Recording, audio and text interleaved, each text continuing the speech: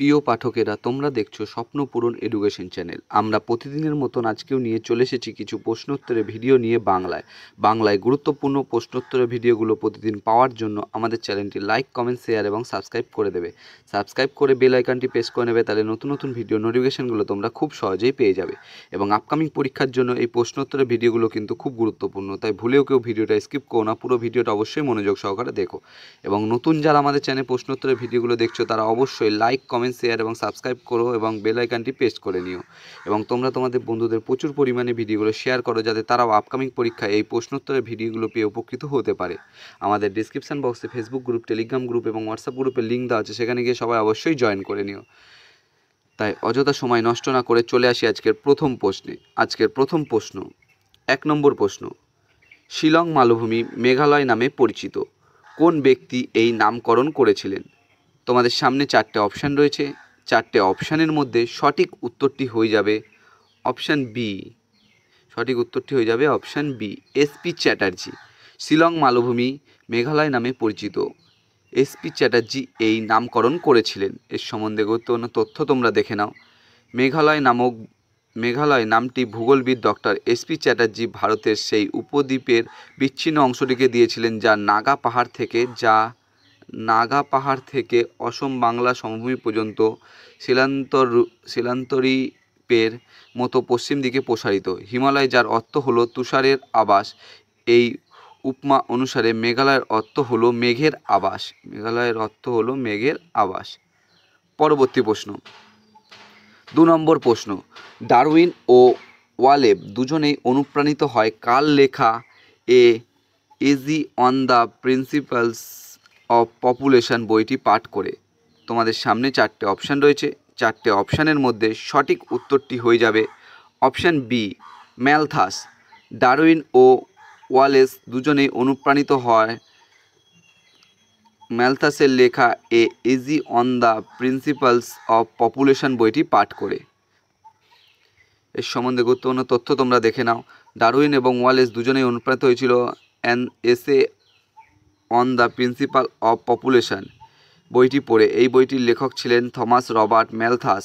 তিনি এই বইয়ে জনসংখ্যা বৃদ্ধি এবং খাদ্য উৎপাদনের মধ্যে সম্পর্ক নিয়ে আলোচনা করেছিলেন। তাহলে জনসংখ্যা বৃদ্ধি এবং খাদ্য উৎপাদনের সম্পর্ক নিয়ে আলোচনা করেছিলেন থমাস রবার্ট ম্যালথাস। পরবর্তী প্রশ্ন, কার্সিনোমা নামক ক্যান্সারের উৎপত্তি হয় যে কলাটি থেকে? তা হলো, এখানে 4টে অপশানের মধ্যে সঠিক উত্তরটি হয়ে যাবে অপশান এ, আবরণী কলা। কার্সিনোমা নামক ক্যান্সারের উৎপত্তি হয় যে কলাটি থেকে, তা হলো আবরণী কলা। এর সম্বন্ধে গুরুত্বপূর্ণ তথ্য তোমরা দেখে নাও। কার্সিনোমা হচ্ছে আবরণী কোষ থেকে বিকশিত হওয়া এক প্রকার ম্যালিগন্যান্সি। দেহের ভেতরের বা বাইরের পৃষ্ঠতলে অবস্থিত কলা থেকে এই ধরনের ক্যান্সারের বিকাশ শুরু হয়। আর এটি উৎপন্ন হয় এমন সব কোষ থেকে যেগুলো ভ্রূণের বিকাশের সময় এন্ডোডার্ম, মেসোডার্ম বা এক্টোডার্ম জননস্তর থেকে তৈরি হয়। এগুলো কিন্তু এন্ডোডার্ম, মেসোডার্ম বা এক্টোডার্ম জননস্তর থেকে তৈরি হয়। পরবর্তী প্রশ্ন, 4 নম্বর প্রশ্ন। স্পিন্ডল তন্তু তৈরি হয়, এখানে 4টে অপশানের মধ্যে সঠিক উত্তরটি হয়ে যাবে অপশান বি, টিউবুলিয়ান। স্পিন্ডল তন্তু তৈরি হয় টিউবুলিয়ান থেকে। পরবর্তী, এর সম্বন্ধে গুরুত্বপূর্ণ তথ্য তোমরা দেখে নাও। স্পিন্ডল তন্তু হলো একটি ফিলামেন্টের জাল, যা কোষ বিভাজনের সময় মাইটোটিক এবং মিওটিক স্পিন্ডল গঠন করে। এটি মূলত মাইক্রোটিউবল দ্বারা গঠিত, যা কোষ বিভাজনের সময় ক্রোমোজোমগুলিকে মেরুতে সরিয়ে নিয়ে যায়, যার ফলে কন্যা কোষগুলোকে ক্রোমোজোমের সঠিক বিতরণ নিশ্চিত করে। পরবর্তী প্রশ্ন, 5 নম্বর প্রশ্ন। পশ্চিমবঙ্গে কোন ধরনের জলবায়ু লক্ষ্য করা যায়? তোমাদের সামনে 4টে অপশান রয়েছে। 4টে অপশানের মধ্যে সঠিক উত্তরটি হয়ে যাবে অপশান এ, ক্রান্তীয় মৌসুমি। পশ্চিমবঙ্গে ক্রান্তীয় মৌসুমি ধরনের জলবায়ু লক্ষ্য করা যায়। এর সম্বন্ধে গুরুত্বপূর্ণ তথ্য তোমরা দেখে নাও। পশ্চিমবঙ্গে সাধারণভাবে ক্রান্তীয় মৌসুমী জলবায়ু লক্ষ্য করা যায়। এই জলবায়ু বৈশিষ্ট্য হলো গরম ও আর্দ্র গ্রীষ্ম এবং শীতকালে শুষ্ক ও শীতল পরিবেশ। জুন থেকে সেপ্টেম্বর পর্যন্ত সময়কাল বর্ষাকাল থাকে। উত্তরের দার্জিলিং ও জলপাইগুড়ি জেলায় পার্বত্য অঞ্চলগুলিতে জলবায়ু ভিন্নতা দেখা যায়, যেখানে আর্দ্র উপক্রান্তীয় জলবায়ু লক্ষ্য করা যায়। এগুলো কিন্তু উত্তরে দার্জিলিং জলপাইগুড়ি জেলায় পার্বত্য অঞ্চলে জলবায়ু ভিন্নতা দেখা যায়, যেখানে আর্দ্র উপক্রান্তীয় জলবায়ু লক্ষ্য করা যায়। পরবর্তী প্রশ্ন, 6 নম্বর প্রশ্ন, একটি অন্তঃপরজীবী ছত্রাক হলো। তোমাদের সামনে 4টে অপশান রয়েছে। 4টে অপশানের মধ্যে সঠিক উত্তরটি হয়ে যাবে অপশান সি, সিনক্রাইটিয়াম। একটি অন্তঃপরজীবী ছত্রাক হলো সিনক্রাইটিয়াম। এর সম্বন্ধে গুরুত্বপূর্ণ তথ্য তোমরা দেখে নাও। একটি অন্তঃপরজীবী ছত্রাক হলো এমন এক ধরনের ছত্রাক যা অন্য জীব বা উদ্ভিদের শরীরের ভেতরে বাস করে এবং তাদের থেকে খাদ্য বা পুষ্টি গ্রহণ করে। এটি কিন্তু অন্য জীব ও উদ্ভিদের শরীরের ভেতরে বাস করে এবং তাদের থেকে খাদ্য ও পুষ্টি গ্রহণ করে। সিনক্রাইটিয়াম এন্ডোবায়োটিকিয়াম একটি আলু ওয়ার্ট রোগ বা কালো স্ক্যাব সৃষ্টি করে এবং আলুর মতো উদ্ভিদের শরীরে বাস করে। পরবর্তী প্রশ্ন, 7 নম্বর প্রশ্ন, ভারতের কোন রাজ্যে ট্যাঙ্ক ইরিগেশনের শতকরা হার সর্বাধিক? এখানে বলেছে কিন্তু শতকরা হারটা সর্বাধিক ভারতের কোন রাজ্যে ট্যাঙ্ক ইরিগেশনে। এখানে 4টে অপশানের মধ্যে সঠিক উত্তরটি হয়ে যাবে অপশান এ, তামিলনাড়ু। ভারতের তামিলনাড়ু রাজ্যে ট্যাঙ্ক ইরিগেশনের শতকরা হার সর্বাধিক। এর সম্বন্ধে গুরুত্বপূর্ণ তথ্য তোমরা দেখে নাও। উপদ্বীপীয় মালভূমি অঞ্চলের শীর্ষস্থানীয় রাজ্য অন্ধ্রপ্রদেশ এবং তামিলনাড়ুতে ট্যাঙ্ক জলসেচ ব্যবস্থা হলো জনপ্রিয়। গোদাবরী ও এর উপনদীগুলি নিকাশি অঞ্চলের অধিক সংখ্যায় ট্যাঙ্ক রয়েছে। ট্যাঙ্ক জলসেচ ব্যবস্থার ক্ষেত্রে নেল্লোর এবং ওয়ারাঙ্গাল হলো প্রধান জেলা। তামিলনাড়ু 589,000 হেক্টর আয়তনযুক্ত অঞ্চল এই ট্যাঙ্ক জলসেচ ব্যবস্থা অন্তর্ভুক্ত। এই অঞ্চলটি ভারতবর্ষের ট্যাঙ্ক জলসেচ ব্যবস্থা 23% বেশি এবং রাজ্যের মোট জলসেচ ব্যবস্থার 1/5। তামিলনাড়ুতে প্রায় 24,000 ট্যাঙ্ক রয়েছে। একটি ট্যাঙ্ক জলধারণকারী ট্যাঙ্ক গঠিত হয় নদীর ওপর একটি ছোট মাটির বাঁধ বা পাথরের তৈরি বাঁধ তৈরি করে। ট্যাঙ্কগুলি বিভিন্ন আকারের হয়, কিন্তু বেশিরভাগ ট্যাঙ্কগুলি ছোট আকারের হয় এবং যা কোনো স্বতন্ত্র কৃষক বা কৃষক গোষ্ঠীর দ্বারা নির্মিত হয়। তামিলনাড়ু, অন্ধ্রপ্রদেশ, উড়িষ্যা, মহারাষ্ট্র, কেরালা এই 5টি শীর্ষস্থানীয় রাজ্য ট্যাঙ্ক জলসেচ ব্যবস্থা ব্যবহার করা হয়। এই 5টি শীর্ষস্থানীয় রাজ্য কিন্তু ট্যাঙ্ক ইরিগেশন বা ট্যাঙ্ক জলসেচ ব্যবস্থায় ব্যবহার করা হয়। ট্যাঙ্ক জলসেচ ব্যবস্থার গুণাবলী, বেশিরভাগ ট্যাঙ্ক প্রাকৃতিক এবং এগুলি নির্মাণের জন্য কোনো অর্থ ব্যয় হয় না। এটি হলো একজন স্বতন্ত্র কৃষক বা একটি ছোট কৃষক গোষ্ঠীর জন্য স্বাধীন উৎস। এটিকে দীর্ঘ সময়কাল ধরে ব্যবহার করা যায়।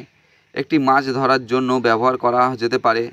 এই কুয়ো বা নলকূপগুলি জলধারণের এবং খালগুলি জলসেচ ব্যবস্থার প্রধান উৎস, যার মধ্যে 55.68% কুয়োর, 32.04% খালের এবং 5.8% জলধারাগুলি এবং 6.47 অন্যান্য উৎসগুলির অবদান রয়েছে।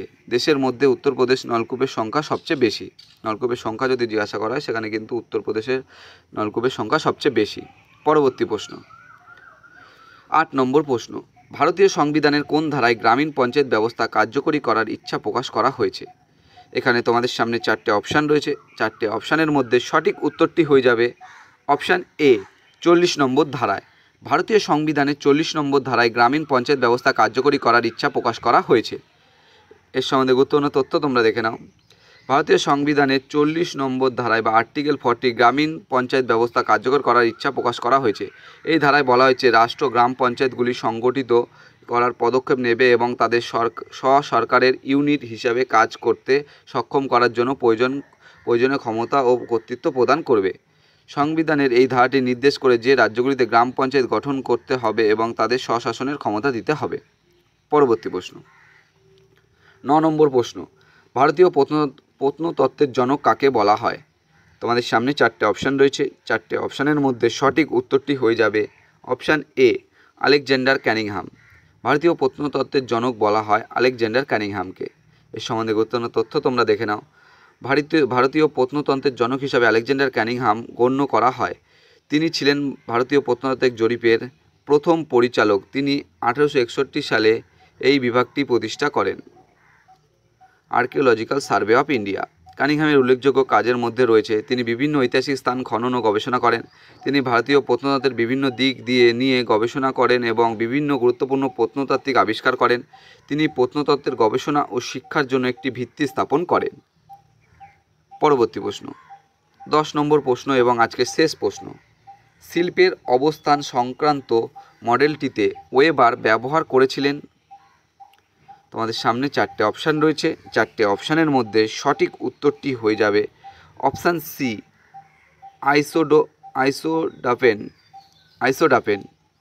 শিল্পের অবস্থান সংক্রান্ত মডেলটিতে ওয়েবার ব্যবহার করেছিলেন আইসোডাপেন। এর সম্বন্ধে গুরুত্বপূর্ণ তথ্য তোমরা দেখে নাও। হ্যাঁ, আলফ্রেড ওয়েবার শিল্পের অবস্থান সংক্রান্ত তার বিখ্যাত মডেলটিতে আইসোডাপেন ব্যবহার করেন। আইসোডাপেন হলো একটি ভৌগোলিক ধারণা যা সমান পরিবহন ব্যয়ের রেখাগুলিকে নির্দেশ করে, যা শিল্পের জন্য সর্বোত্তম অবস্থান নির্ধারণ করতে সাহায্য করে। ওয়েবার মডেল অনুযায়ী একটি শিল্প তার কাঁচামাল এবং বাজারের কাছাকাছি অবস্থিত হলে পরিবহন খরচ কমে যায়। তিনি আইসোডাপেন ব্যবহার করে দেখিয়েছেন যে শিল্পের জন্য সবচেয়ে উপযুক্ত স্থানটি হলো সেই জায়গা যেখানে কাঁচামাল এবং বাজারের পরিবহন খরচ একত্রিতভাবে সর্বনিম্ন। তিনি কিন্তু দেখিয়েছে শিল্পের জন্য সেই জায়গা যেখানে কাঁচামাল ও বাজারের পরিবহন খরচ একত্রিতভাবে সর্বনিম্ন হয়। বন্ধুরা, তোমাদের জন্য আজকে কটাই প্রশ্নোত্তর ছিল। তোমাদের প্রশ্নোত্তরগুলো পেয়ে যদি উপকৃত হয়ে থাকো অবশ্যই আমাদের চ্যানেলটি লাইক, কমেন্ট, শেয়ার এবং সাবস্ক্রাইব করে দিও। সাবস্ক্রাইব করে বেল আইকনটি প্রেস করে নিও, তাহলে নতুন নতুন ভিডিও নোটিফিকেশনগুলো তোমরা খুব সহজেই পেয়ে যাবে। এবং আপকামিং পরীক্ষায় প্রশ্নোত্তরগুলো কিন্তু খুব গুরুত্বপূর্ণ, তাই ভুলে কেউ ভিডিওটা স্কিপ করো না এবং পারলে তোমরা প্রশ্নোত্তরগুলো কোথাও লিখে নিও। এবং নতুন যারা আমাদের চ্যানেলে প্রশ্নোত্তরের ভিডিওগুলো দেখছো তারা অবশ্যই লাইক, কমেন্ট, শেয়ার এবং সাবস্ক্রাইব করে দিও। সাবস্ক্রাইব করে বেল আইকনটি প্রেস করে নিও, তাহলে নতুন নতুন ভিডিও নোটিফিকেশনগুলো তোমরা খুব সহজেই পেয়ে যাবে। এবং তোমরা তোমাদের বন্ধুদের প্রচুর পরিমাণে ভিডিওগুলো শেয়ার করো, যাতে তারাও আপকামিং পরীক্ষায় প্রশ্নোত্তর ভিডিওগুলো পেয়ে উপকৃত হতে পারে। আমাদের ডেসক্রিপশন বক্সে ফেসবুক গ্রুপ, টেলিগ্রাম গ্রুপ এবং হোয়াটসঅ্যাপ গ্রুপের লিঙ্ক দেওয়া আছে, সেখানে কিন্তু সবাই অবশ্যই জয়েন করে নিও।